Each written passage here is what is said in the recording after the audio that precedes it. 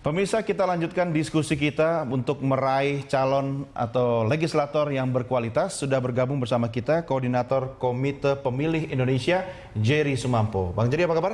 Baik. Perlu berjuang untuk sampai studio ya? Iya. Apalagi kalau mau jadi anggota DPR, perjuangannya. Tapi nggak ada niat jadi anggota DPR? Mau ke depan kira-kira? Sekarang sih belum ya. Oh belum, bisa jadi nanti. Kalau Anda jadi anggota DPR, kriteria apa yang Anda klaim pada diri sendiri bahwa Anda layak jadi anggota DPR? Saya kira soal integritas sekarang paling integritas. penting. Karena kemampuan itu bisa ditambah, tapi integritas itu dia kan dibentuk sejak awal ya. Ya. Jadi saya kira kalau integritasnya tidak kuat sejak awal itu repot sekali menjadi anggota DPR karena godaannya banyak. Betul. Tapi kan ada mekanisme rekrutmen ya oleh partai. Problemnya kan di rekrutmen partai. Menurut saya sisi ini yang paling tidak bisa dideteksi secara terang-terangan gitu ya. Kan kalau integritas itu ya harus lihat riwayat orangnya. Ya. Gitu, riwayat bisa saja orang berubah gitu ya, tapi berubah apa ini maksudnya? artinya orang yang punya latar belakang yang katakanlah dalam tanda petik kurang baik bisa berubah, bisa gitu. Kalau dia memang betul-betul merefleksikan apa yang terjadi di masa lalu melakukan perubahan secara pribadi dalam dirinya itu bisa. Tapi kalau Anda mengaku punya integritas dan orang-orang lain yang punya integritas kemudian punya peluang untuk jadi legislator, Anda masih percaya nggak dengan mekanisme rekrutmen yang ada di partai politik kita sekarang? Saya kira itu yang tadi saya kemukakan. Mekanisme partai itu sisi moralitas dan integritas ini yang kurang mendapatkan porsi atau pertimbangan yang kuat ya. Ya karena kita bisa buktikan dengan hasil yang sekarang ada ya. Itu apalagi mungkin itu yang tadi saya bilang sisi ini di partai. Karena integritas dan moralitas itu kan nggak kelihatan meskipun secara ilmiah bisa diukur ya. Tapi sulit sekali menentukan ya. Orang nggak pernah akan tahu orang ini akan menjadi baik atau tidak baik ya. Tapi kan bisa diukur misalnya dari berapa lama dia sudah ada. Betul. Karena itu sebenarnya indikator-indikator itu bisa digunakan. Misalnya begini. Kita harus terus curiga dengan orang yang baru selesai dari partai ini tiba-tiba pergi ke partai lain dengan alasan apapun ya, walaupun katanya memperjuangkan sebuah idealisme begitu. Iya, kalau alasan itu kan bisa dibikin-bikin ya. Artinya semua hal bisa dibuat alasannya yang baik-baik gitu. Tapi dalamnya hati orang siapa tahu ya.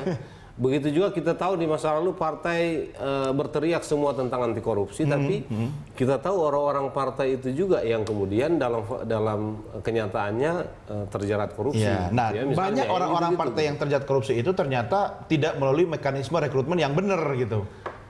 Ya bisa juga, atau karena memang bisa jadi kita juga sekarang ini kekurangan orang yang memang betul-betul integritas dan moralitasnya baik ya. Masa sih Bang dari 250 sekian juta orang Indonesia nggak ada yang paling tidak 10%, 1% saja pasti banyak lah.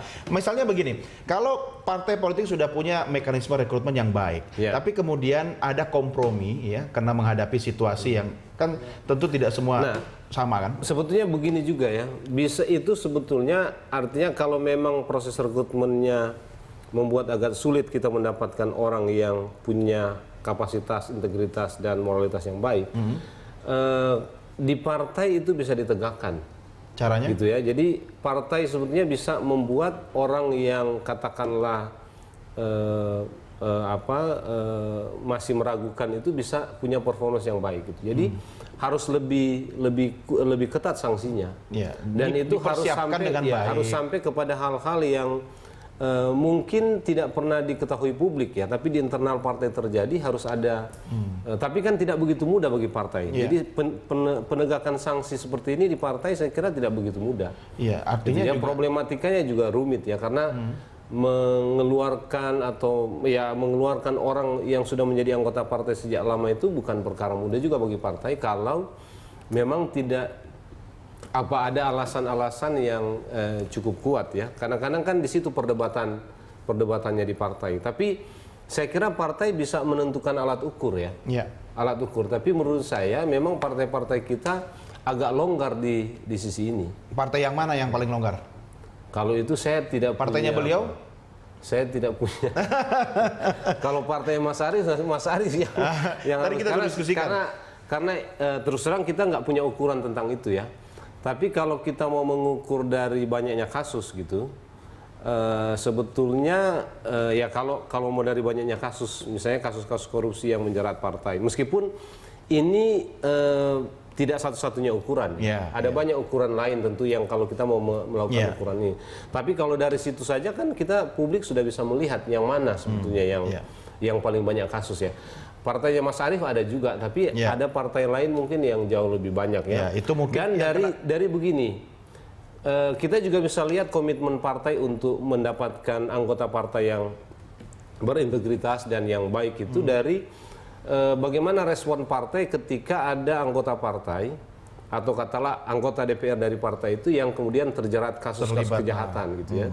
Itu partai seperti apa merespon. Dari situ menurut saya kita bisa lihat juga. Ya.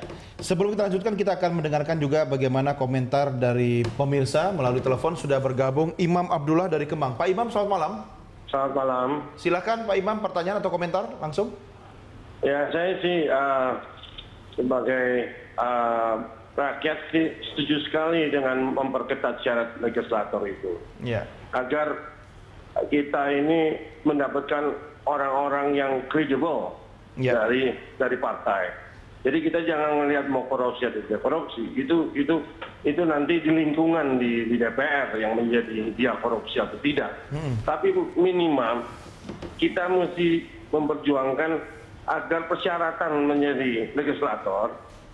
Saya setuju untuk misalnya calon anggota itu minimum 10 tahun dia jadi anggota di partai. 10 tahun supaya kita tahu gitu. Berpolitik itu untuk bernegara itu bagaimana. Gitu. Baik, Pak Imam, terima kasih pertanyaan dan idenya sudah bergabung bersama kami di Prime Time Talk. Mas Arief, 10 tahun, setuju? Ya, saya kira kalau itu nanti kita bisa diskusikan karena saya sih setuju saja ya. Kalau saya Anda sendiri berapa tahun sebelum akhirnya masuk ke Senayan? Ya, saya Mas Arief ini sudah berdarah-darah di PDIP. Militansi udah nggak perlu ditanyakan ya? Itu nggak usah ditanya kalau dipakai. Saya dipecat 7 kali tetapi masuk lagi kalau itu. Ya, jadi begini, kita PDI Perjuangan itu ada satu mekanisme yang mengatur tentang soal tersebut, yang kemudian hasil dari pengaturan itu adalah adanya akumulasi nilai. Berapa orang ini dinilai dan itu menentukan kualifikasi kader. Termasuk diantaranya adalah keaktifan berpartai, berapa tahun berpartai, ikut kegiatan apa saja, apakah pernah melakukan advokasi, pembelaan pada rakyat, dan lain sebagainya. Jadi aturan itulah yang kita gunakan untuk men-scoring seseorang sebagai calon anggota DPR.